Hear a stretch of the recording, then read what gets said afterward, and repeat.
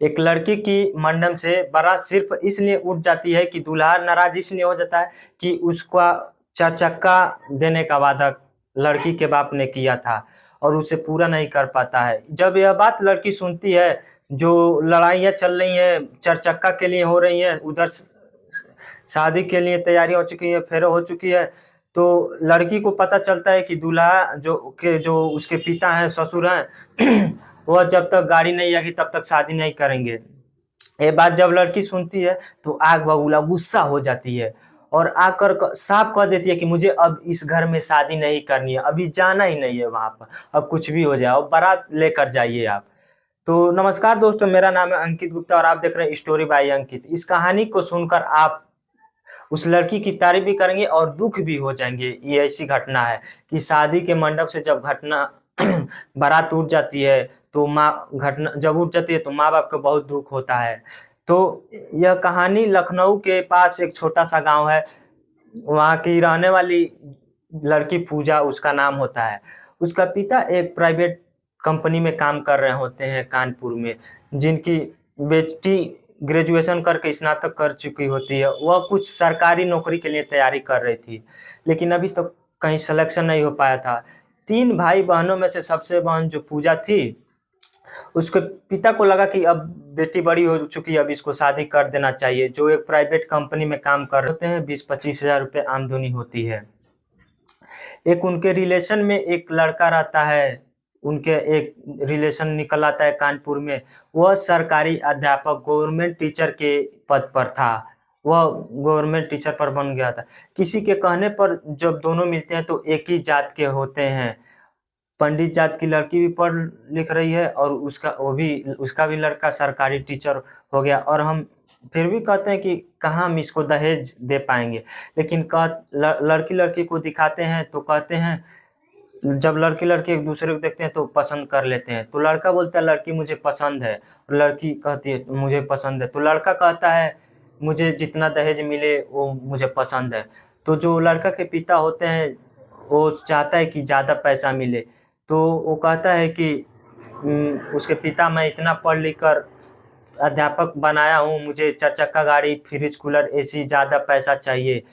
तो पिता बोले चलो कोई बात नहीं। लड़का जब गवर्नमेंट जॉब में रहते हैं तो कहते हैं चलो हम अपने भांजे की शादी अच्छे से करेंगे और आप टेंशन मत लीजिए। तो शादी की तैयारी शुरू होने लगती है। बारात आ जाती है लड़की के द्वार पर। बारात जब उसके घर पर आती है तो उसके कुछ देर आने से पहले लड़की का पिता का एक्सीडेंट हो जाता है, दुर्घटना हो जाता है, और वह बुरी तरह से घायल हो जाते हैं। दुर्घटना में पैर में चोट आ जाती है, हाथों में, सब जगह चोट आ जाती है। और आखिर 15 दिन जो शादी से पहले 15 दिन पहले होता है, वो सरकारी अस्पताल में एडमिट होते हैं और उनके दुर्घटना में 3-4 लाख रुपया लग जाता है। और वो जो भी उनका पैसा जमा था वो सब दवा में लग जाता है। तो होता है कि चलो ये शादी कैंसिल कर दिया जाए, अगले साल कर लिया जाएगा। तो ऐसा कहते हैं कि या चाहे अगले डेट बढ़ा लिया जाए। तो वो कहते हैं शादी तो करना ही है, पिता करना ही है। तो पिता अभी सही तरीके से सही नहीं हुए रहते हैं तो आ जाते हैं। और जब आते हैं तो जब रिश्तेदारों ने कुछ पैसे वैसे दिए थे तो वो सारे पैसे दवा में लग जाए रहते हैं, और 3-4 लाख रुपए था वो भी दवा में लग जाए रहते हैं। अब पैसा बचा नहीं रहता है ज़्यादा। तो लड़की की जो 4 चक्का खरीदने के लिए थी वो सब पैसा दवा में खर्च हो गया था। आने वाला समय में 1-1.5 साल में धीरे धीरे आपको मैं 4 चक्का दे दूंगा, और ये जो घरेलू सामान है मैं आपको दे दे रहा हूँ, लेकिन गाड़ी 1-1.5 साल बाद दे दूंगा और आप खुश रहिए और शादी कर लीजिए। लेकिन वो नहीं मानता है।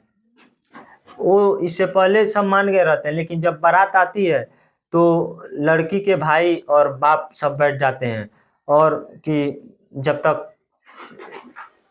तक लड़की के पिता कहते हैं जब तक 4 व्हीलर गाड़ी, टीवी, फ्रिज नहीं आएगा तब तक मैं शादी नहीं करूंगा। तो एक तरफ शादी के फेरे की बात चल रही थी, एक तरफ एक और दे रहते हैं कि दहेज के लिए शादी इनके लिए इनकार कर रहे थे और 4 चक्का के लिए इनकार कर रहे थे।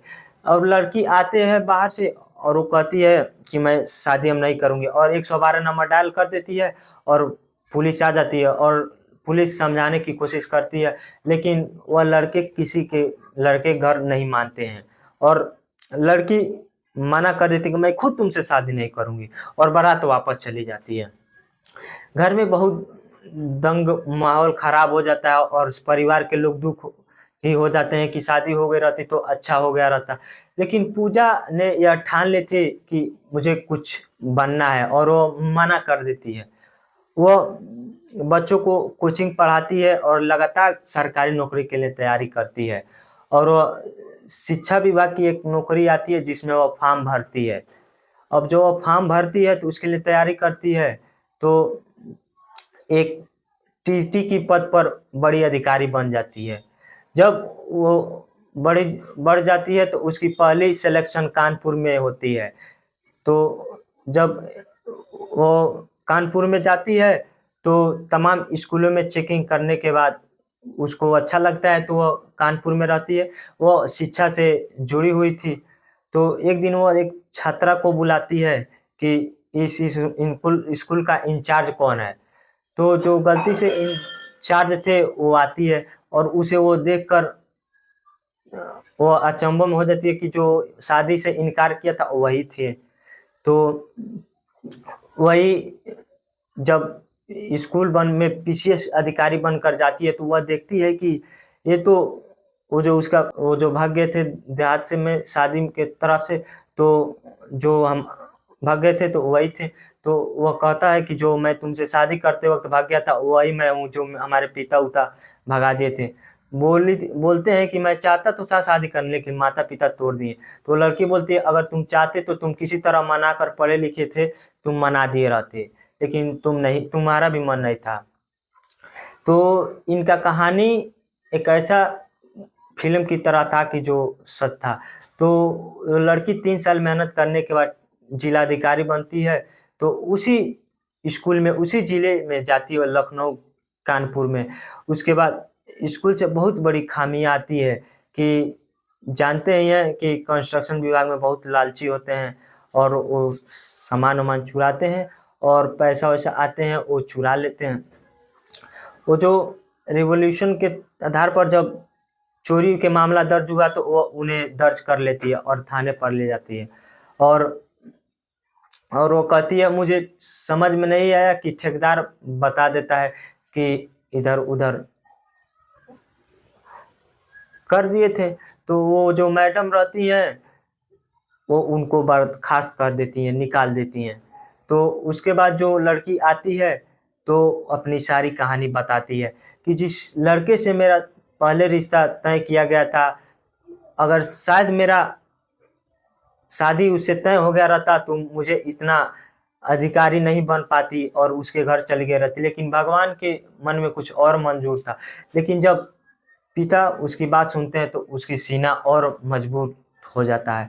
तो यह कहानी एक ऐसी लड़की की है जिसने दहेज के लिए अपना ब्याह से मना कर दिया, और पढ़ाई के करके यह तमाचा मार दिया, यह साबित कर दिया कि पढ़ लिख कर कुछ बन सकते हैं। और यह कहानी अच्छी लगे तो आप मेरे वीडियो को लाइक और चैनल को सब्सक्राइब कर दीजिएगा, और कहानी को इतना शेयर कीजिएगा कि लोगों के माध्यम में अपने बेटी को पढ़ाएं और अच्छे पद पर ले जाएं। दोस्तों आप लोग से मैं यही कहना चाहूँगा, कहानी अच्छा लगे तो वीडियो को लाइक और चैनल को सब्सक्राइब कर दीजिएगा। मिलते हैं अगले वीडियो में, तब तक के लिए जय हिंद जय भारत, धन्यवाद आप सभी को।